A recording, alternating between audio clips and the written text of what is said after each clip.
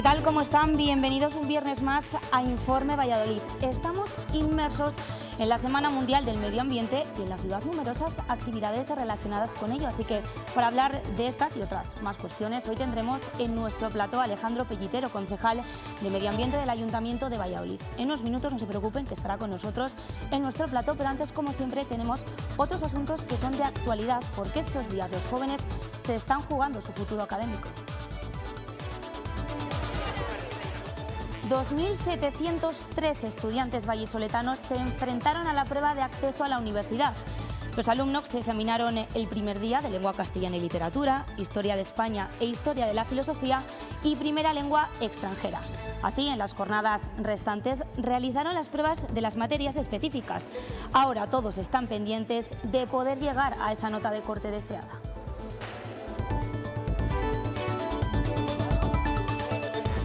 Son los restos de un castillo del siglo XIII. La probabilidad de que se derrumbe es alta. La fortaleza de Bolaños de Campo está declarada bien de interés cultural y es uno de los ejemplos de patrimonio en riesgo de desaparición de nuestra provincia. Este año se ha incluido en la lista roja de Hispania Nostra a petición del ayuntamiento de la localidad.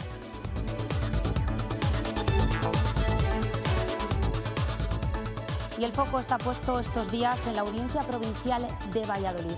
Allí se ha sentado en el banquillo el conocido como Chiqui, acusado por matar en verano de 2022 a un vecino y a un guardia civil. Más de 50 personas ya han testificado. Son las primeras imágenes del juicio que comenzaba el viernes 31 de mayo en Valladolid contra el Chiqui. Se le acusa de haber matado a dos personas en Santovenia de Pisuerga en julio de 2022, a un vecino del pueblo, amigo de la infancia y a un guardia civil. No sería hasta el lunes cuando declarasen los familiares del vecino presuntamente asesinado. Se sentaba su hijo, que se libró de los disparos, y su mujer. No, yo el recuerdo que tengo es de que me apunta, yo salgo corriendo y le veo como él intenta ir detrás mío corriendo. ¿Ese día vio a Chiqui consumir sustancias estupefacientes? Bastantes. ¿Nos podría decir cuáles? Cocaína y heroína, y aparte de alcohol. Cuando me llamó mi cuñado mayor para decirme que estaba muerto, bueno, y ya no me dejaron entrar a estar con él para despedirme. Sigue el juicio por el crimen de Santovenia. Declara la viuda del teniente coronel asesinado. Poco antes de empezar la declaración, se encara a pocos metros del Chiqui y le niega el perdón. La esposa está explicando el profundo trauma psicológico y el cambio que ha supuesto esto en sus vidas, tanto para ella como para sus dos hijas. Es muy difícil ponerse a 2 metros de la persona que ha matado, que ha asesinado a tu marido, y decirle las cosas mirándole a los ojos. Y ella lo ha hecho. Y ella le ha dicho claramente que no le tenía ningún miedo y que ella iba directamente a matar. Después de lo que ha pasado, ni esta sala ni esta persona que tengo enfrente me impresionan, salvo que lleve un rifle en la mano. No necesito que usted me pida perdón, porque el único que puede perdonarle está muerto. También testifican los negociadores de esa noche, que fueron amenazados de muerte sin ningún tipo de palabra previa. Tercera sesión. Declaran agentes de la Unidad Especializada de Intervención. A pesar de saber el riesgo que corren cuando acuden a un servicio y de las amenazas claras del Chiqui, el acusado nos dijo: el primero me lleva a coste, el resto de los que caigan ahora me salen gratis. El disparo les sorprendió. Iban preparados con equipos de protección, pero según indica el comandante de la unidad, ante determinada munición, poco se puede hacer. Para ese material no tenemos ese nivel de protección para ese calibre. Con un calibre normal pesa. Para ese calibre no existe. Aconsejados por los facultativos, tuvieron que facilitar metadona al Chiqui para que se relajase. A partir de ese momento, la negociación fue más sencilla. Además de salir al ver que aparecíamos por la esquina, metió la cabeza bajo la persiana. Continúa el juicio. Ningún blindaje habría evitado la muerte del guardia civil. No hay ningún caso en el mercado que detenga ese calibre. Esa munición era capaz de atravesar 1 o 2 paredes. Es la declaración de los otros 3 compañeros que se encargaron de mediar en la casa. Allí mantenía como presunto rehén al entonces novio de su hijastra, y ella es la siguiente en declarar y acusa directamente a su expareja de fingir el secuestro. Había estado en todo momento tranquilo, incluso estuvo fumando y bebiendo unas cervezas con el Chiqui. Iván se quedó por voluntad. En una declaración con contradicciones, la hijastra explica la relación del chiqui con Dionisio, el vecino al que presuntamente asesinó y con quien aparentemente tenía una buena relación. La mujer de Dionisio acusaba a mi madre, la pareja del chiqui, de haberse acostado con él. Es ahí cuando empezaron a llevarse fatal. Horas antes de la reyerta, según declara ella, Dionisio amenazó con quemar la casa.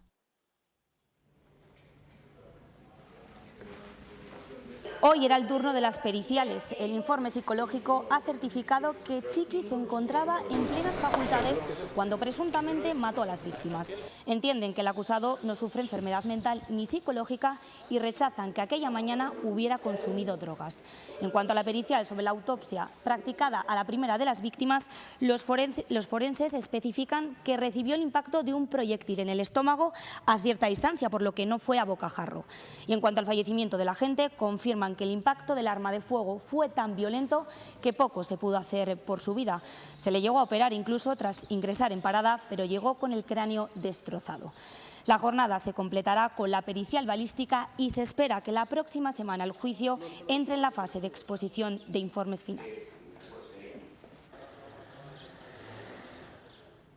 Y 31 monumentos de nuestra provincia se encuentran en la lista roja de Hispania Nostra, un registro de patrimonio que tenemos en nuestro país que se encuentra en riesgo de desaparición. Con este registro buscan dar visibilidad a esos monumentos históricos y reivindicar su conservación. El último en entrar en esa lista de nuestra provincia es el Castillo de Bolaños de Campos. Estas ruinas de un antiguo castillo medieval en Bolaños de Campos. Popularmente le conocemos como el Palacio. No sabemos muy bien el por qué, suponemos que porque en algún momento el uso de castillo pasaría seguramente a ser algún tipo de palacio, de panera. Piden auxilio. El peligro de derrumbe es evidente. Además, como veis también, es un sitio muy céntrico dentro de la localidad, un lugar muy de paso. Entonces ahí existe un riesgo para personas y para bienes de terceros. Un lugar declarado como bien de interés cultural. Lo que queda es un muro de sillería, los restos de un muro de sillería y 3 arcadas de ladrillo y tapial. Y bueno, pues la verdad es que desde arriba hay unas vistas muy interesantes. En el año 2018 se llevó a cabo una intervención, pero no ha sido suficiente. Hizo una intervención la Junta de Castilla y León, que es la que está sujetando afortunadamente ahora el muro del sillar que queda y que está trabajando y sujetándolo. Creo que se gastaron unos 50.000 euros.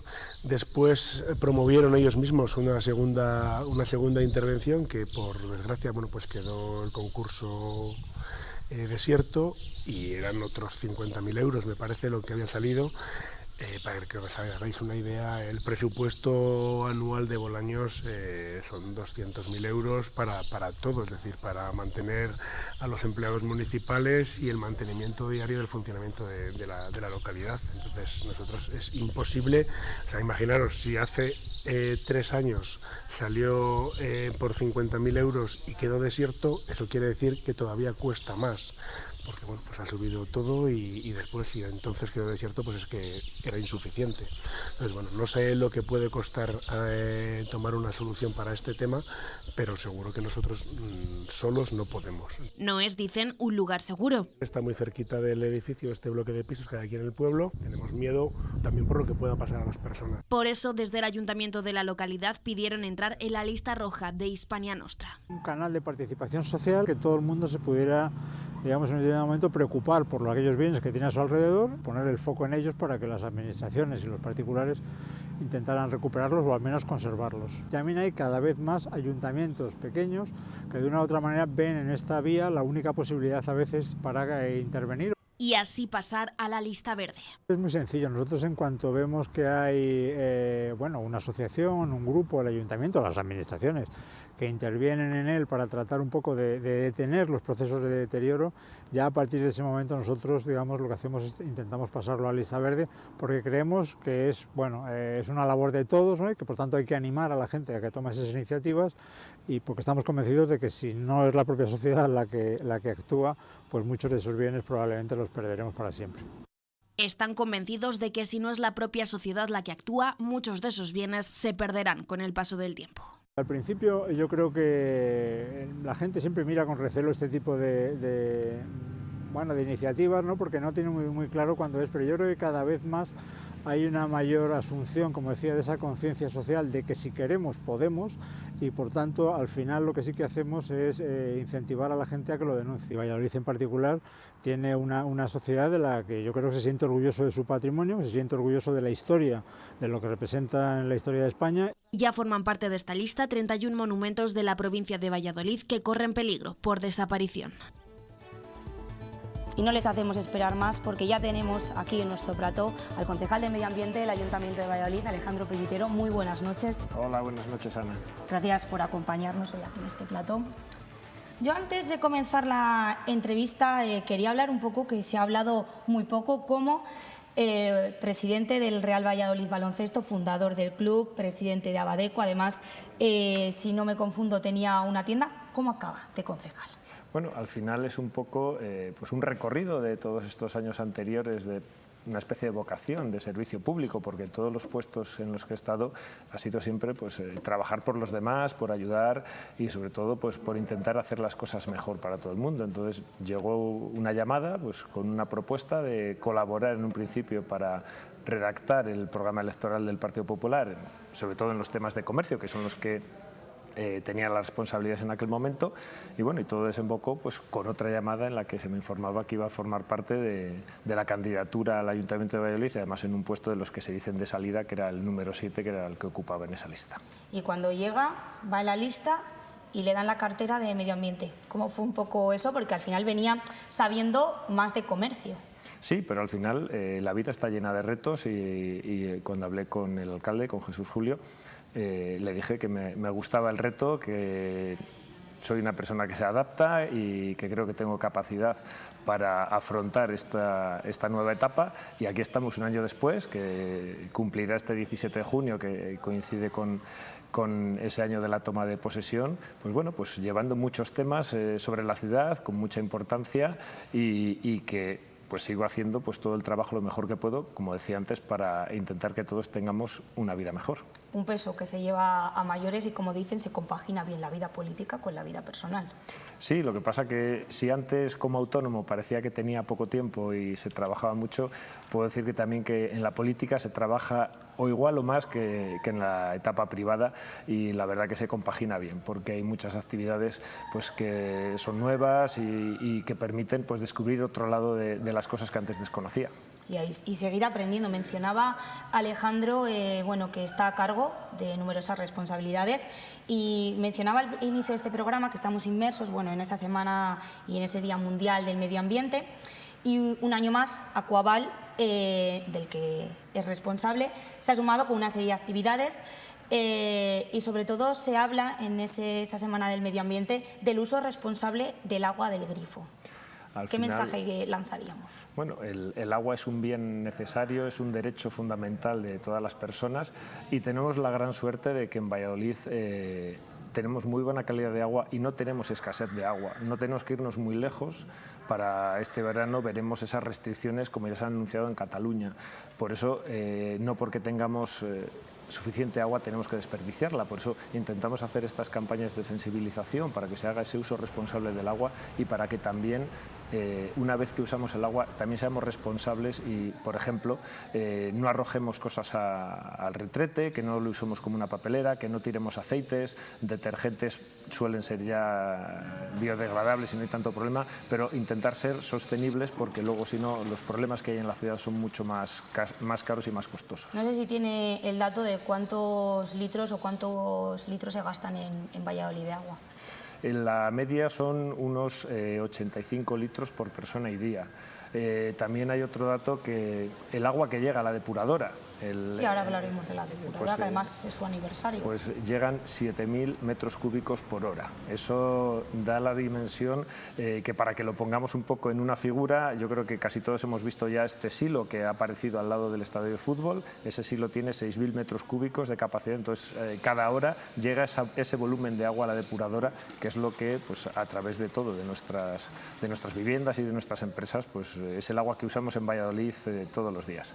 Decía que junto a la celebración celebración del Día Mundial del Medio Ambiente, Valladolid también conmemora este año el 25 aniversario de la puesta en funcionamiento de la estación depuradora de aguas residuales, abierta para completar todas las fases, decíamos, del ciclo urbano del agua. La verdad que es una infraestructura que en la visita que hicimos esta misma semana, el martes, con Javier León de la Riva, que fue quien la construyó y quien la puso en marcha, tuvo el honor de inaugurarla, pues nos contaba que en aquella época que no había tampoco mucho control sobre los vertidos, no estaba todo tan controlado como ahora, el agua que se devolvía al río llegaba más limpia de cómo se tomaba del río para las estaciones de tratamiento de agua potable. Por eso es una infraestructura que ahora mismo sería impensable vivir sin ella. Es una de las más importantes de España, si no me confundo. Sí, para el tamaño de nuestra ciudad tiene capacidad para más de 500.000 habitantes, está dando servicio a unos 375.000, porque además de Valladolid capital da servicio a varios pueblos del Alfoz, como La Cistérniga, Laguna de Duero, Zaratán, y es una infraestructura que tenemos que cuidar y que se hace un mantenimiento por parte de todos los empleados y técnicos de Aquaval, pues magnífico para evitar esos problemas. ¿Cuántos metros cúbicos de agua depura al día? Pues esos 7.000 que llegan cada hora se reducen en las horas nocturnas, pero calculemos que casi unos 100.000 metros cúbicos de agua al día. Agua que se devuelve al río en perfectas condiciones. Eso es, sí, totalmente transparente. Además, esta semana con las visitas que tenemos, esas jornadas de puertas abiertas que se hacen coincidir también con el Día Mundial del Medio Ambiente, pues todos los visitantes se asombran de primero las dimensiones de todas las fases por las que pasa este agua, y al final el resultado con el pozo de salida, que se ve totalmente transparente y se ve totalmente oscura en el de llegada. Una infraestructura que no es muy conocida ahora con las visitas más, pero que también fue muy importante porque cuando vivimos esa pandemia, esa época de COVID, ahí se hacían en ese agua análisis. Y se siguen haciendo. En el agua que llega a la depuradora podemos hacer cualquier tipo de análisis, podemos buscar cualquier información. Es una fuente de datos muy valiosa y de hecho se hacen analíticas y se siguen teniendo estos resultados de si sigue habiendo restos de COVID, pero podemos buscar plásticos, podemos buscar fármacos, pero fármacos concretos. Vamos a ver el nivel de ansiolíticos, podemos analizar una ciudad por el análisis de su agua. Eso es. Que parece raro que en el agua se puedan analizar esas cosas. Sí, pero es posible y se hace. También estamos de cumpleaños, porque también cumpleaños el vivero municipal, que por cierto, ahora lo hablaremos, ya está listo para la plantación de flores que van a embellecer la ciudad. Es otro de las infraestructuras que tiene el Servicio de Parques y Jardines, pero yo creo que es una de las más desconocidas. Por eso hace poco también hicimos una visita para poner en valor el trabajo que allí se realiza con muy poca mano de obra, con 4 o 5 operarios, depende de la época del año, y que hace que Valladolid tenga unos ahorros importantes en los costes de mantenimiento de estos jardines. Por un lado tenemos esa planta de temporada que se realiza el semillero directamente allí, que en vez de comprar esa planta en viveros externos nos ahorra cerca de 80.000 euros al año, y que, como bien decías, están ahora mismo poniéndose en todos los jardines, en las medianas. Poco a poco se va a empezar a ver esos colores en las calles de Valladolid. Y por otro, lo que es el compostaje. La zona de compostaje también permite ahorrar por dos lados. O sea, es un ahorro económico por el compost que no hay que comprar, que son unos 120.000 euros al año de ahorro, y también por la reducción de emisiones que se producen, porque toda la poda se lleva al vivero, se composta y se evita llevar ese residuo a un vertedero. Entonces estamos ayudando a ser mucho más sostenible a nuestro planeta con estas acciones. ¿De cuántas plantas ya se disponen para su plantación, para la redundancia? 70.000 plantas. Entonces, esas en la época de verano. Luego tenemos las de invierno, que es una cantidad inferior porque son menos resistentes por el frío, que ahí se plantan otras 40.000. Fíjese que coincidía, ahora que veo las imágenes, coincidíamos en esa visita al vivero, y yo recuerdo que le hacía al alcalde una pregunta, porque yo lo desconocía y seguramente muchos de nuestros espectadores también, que los árboles que vemos, incluso las macetas que podemos ver en nuestra ciudad, yo pensaba que se iban replantando en el in situ, en el sitio, y todo lo contrario, se plantan y se lleva el macetero ya con ello plantado, como los árboles. Allí ya crecen no sé cuánto, pero luego se llevan. Claro, la verdad es que cuando se hace una intervención de arbolado en cualquier calle, cuando se reforma una calle o se abre una nueva vía, lo que se hace es pues comprar más plantas de las que se necesitan. ¿Para qué? Para tener esa reserva para cuando se seca una planta, hay un accidente y se rompe, y así, de esa manera, tenemos el mismo tipo de árbol con un crecimiento similar. O sea, tenemos los repuestos. Al final lo que conseguimos es una homogeneidad también en las calles, y ese vivero pues tiene pues como un pequeño jardín botánico donde encontramos pues elementos decorativos como son las jardineras, que en algunas épocas del año se retiran de algunas calles de la ciudad por alguna actividad, Semana Santa o por la cabalgata de Reyes, se pueden desplazar y allí se almacenan y se cuidan durante ese tiempo para luego volver a engalanar nuestras calles. Lo habremos notado todos, ya va llegando ese calor en la ciudad, aunque es verdad que ahora van a bajar las temperaturas. Y claro, muchos quieren refrescarse. Y aquí en Valladolid, ¿qué tenemos? Pues nuestra playa, la playa de Moreras. ¿En qué punto está la situación del agua? ¿Es apta para el baño? ¿No es apta? Porque hay un poco ahí de controversia. Sí, la verdad que es un tema que me ha sorprendido el revuelo que se ha generado alrededor. Estamos en un momento de espera. ¿Por qué? Pues porque la muestra de agua que se tomaba se realizaba en un punto que no era representativo del baño.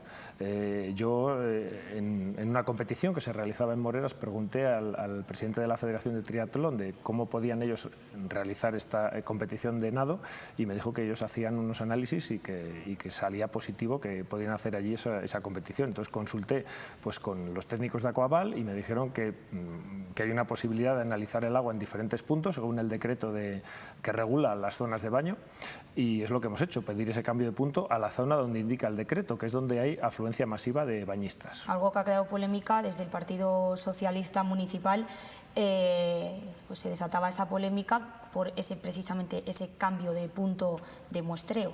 ¿Por qué se ha decidido? Si no se hizo es o por desconocimiento o por los plazos, porque esto hay que hacerlo en el primer trimestre del año, antes del 20 de marzo. Nosotros lo realizamos a finales del 2023, pero simplemente hemos interpretado el decreto, que es el mismo que había antes. Y ahora estamos a la espera de que se empiecen a hacer esas mediciones, que me imagino que ya se hayan hecho, pero todavía no se ha comunicado ningún resultado. No va a ser inminente el conocimiento si va a ser apta o no el agua de baño todavía, porque tiene que haber un histórico de mediciones. Entonces, cuando ese histórico indique si es positivo o es negativo, es cuando nos darán esa aptitud o no aptitud para el agua de baño. Entonces, tranquilidad, hemos dado el primer paso, que es elegir ese punto de muestra, que no es exactamente en la orilla, porque también ese decreto indica cómo se realiza la medición, y tiene que ser en una zona donde el agua tenga como mínimo 1 metro de profundidad, y hay que tomarlo a 30 centímetros de la superficie. Por eso, dependiendo del caudal del río, unas veces será un poco más adentro y otras veces un poco más afuera. Tendremos que esperar entonces para ver si nos podemos refrescar en esa playa. Vamos a hablar, Alejandro, de obras.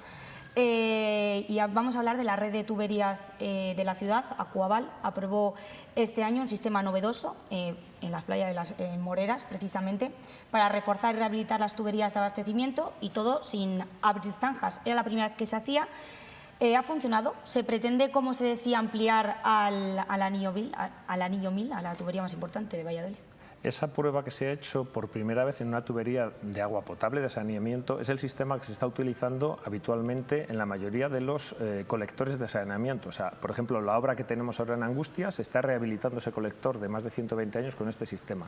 Lo que se hace es, en una tubería que tiene que tener un diámetro mínimo, por eso no se puede hacer en todas las de saneamiento, porque las tuberías de agua son, cuando ya llegan a las viviendas, bastante estrechas. Por eso, cuando haya que hacer reparaciones en el anillo 1000, como decías, ahí sí que se podría utilizar esta técnica, que es introducir una camisa por dentro de la tubería vacía, inflarla y ponerla con varios bares de presión para que se adhiera a la tubería por dentro, y en ese momento lleva unos productos que hace que se endurezca, y luego un robot con rayos UVA se hace un curado de ese material y queda como una tubería nueva dentro de la anterior. Eso permite hacer las obras de una manera más rápida y sobre todo sin los problemas de abrir zanjas, lo que supone en asfaltado, en molestias de polvo, de ruido y sobre todo en duración de los trabajos. Hablamos de esas obras, también hablamos de las obras en el cementerio de las Contiendas. Ya afrontan esa recta final, 1.180 enterramientos nuevos.